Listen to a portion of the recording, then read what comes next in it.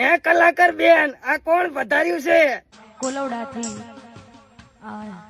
માં ચામુંડમાં પધાર્યા હોય માં. એ માં, માતાજી, શું યાર આવું જૂઠું બોલો હો? ગરીબ લોકોને કેમ યાર અંધશ્રદ્ધામાં તમે નાખો?